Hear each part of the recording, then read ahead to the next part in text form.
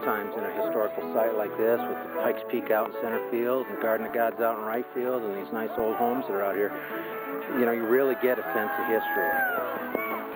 You're all safe! We travel all over the state and do these historical reenactments with small towns, which is really fun. Just preserving the history, because, you know, in this country, you know, 150 years is a long time ago. Hello, I'd like to present today Mr. Dan Shalik, Deputy Commissioner of the Colorado Vintage Baseball Association. Is this heaven? No, it's Colorado. Oh, okay, thank you.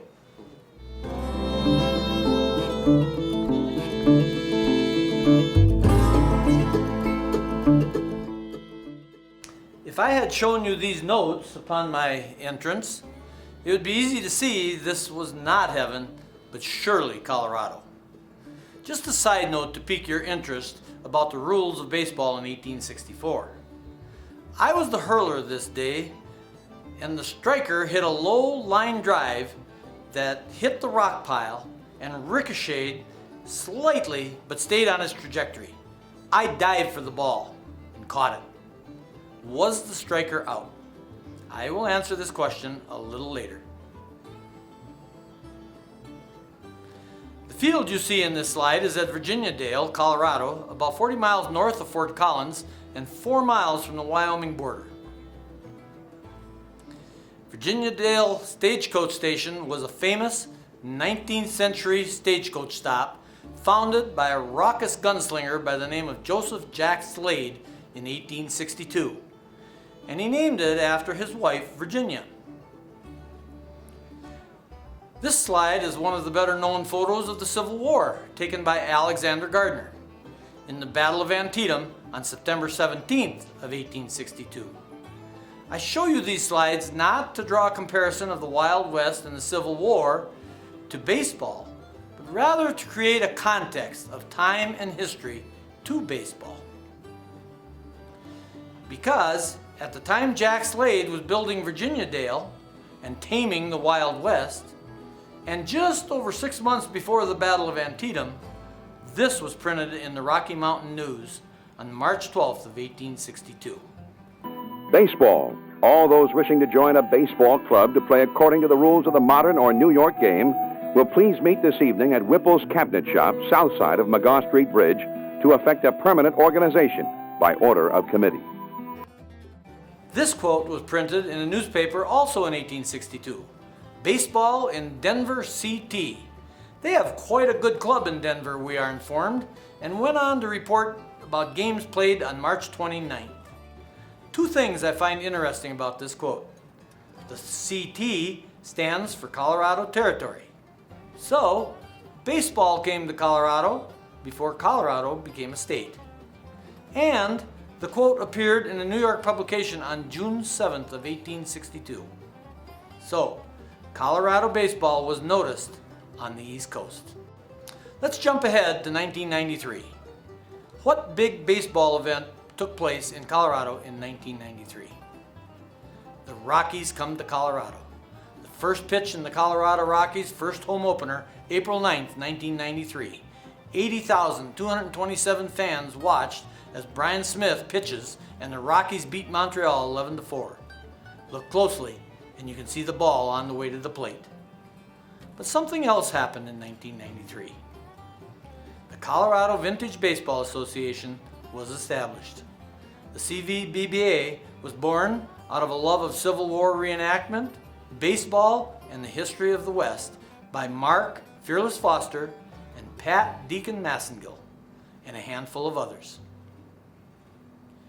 We have 3 teams in the association: the Denver Blue Stockings, the Colorado Springs DNRG Reds, and the Canyon City Interocean. And when we come together to play as one team, we are the Colorado Territory All-Stars. Matches are played by rules representative of the earliest days of the game in Colorado, with a heavy emphasis on living history interpretation and thespianism to reflect the competitive spirit while being tempered by Victorian ideals of gentlemanly and fair play. Remember when I told you the story of catching the ball off the rock pile and asking if the striker was out? Well, as you can see, these gentlemen are scrambling to catch the ball before the second bound. That's because if they catch the ball on the first bound, the striker is out. When the ball hit the rock pile, that was the first bound. I caught it before the second bound. The striker was out. The position of arbiter could be compared to today's umpire, except the role of the arbiter is significantly different than the umpire of today. The arbiter did not call balls and strikes in the earliest days of the game. It was left to the players in the Victorian spirit of gentlemanly play to settle disputes. But sometimes the arbiter had to step in and arbitrate. Fans were known as cranks in the 1860s. It was possible for cranks to participate in the game.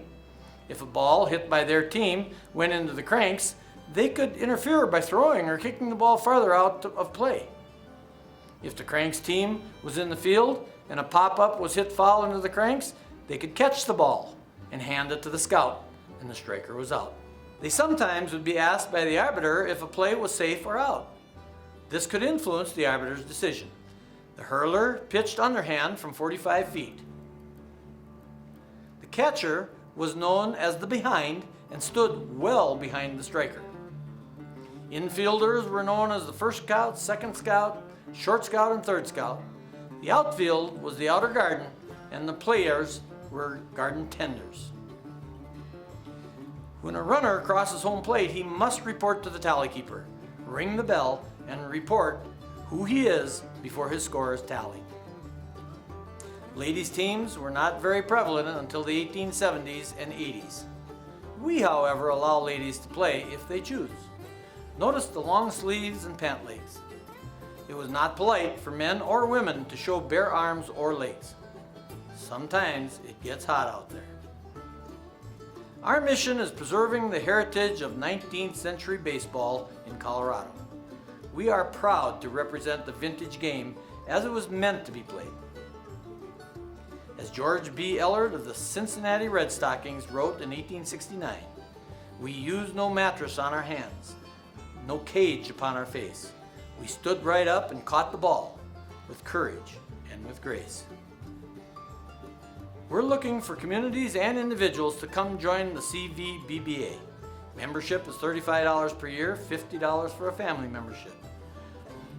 You can write to Colorado Vintage Baseball, Post Office Box 2680, Denver, Colorado 80201-2680. And since that method of communication is about as vintage baseball, you can email commissioner.cvbba@gmail.com. Our commissioner is Cooper Soda Boots Michael. Thank you for the opportunity to visit and share with you. Come join us and step back in time as we entertain, educate, and just have fun. We're looking for teams to join the league, communities to invite us in for a game, and individuals to join our teams.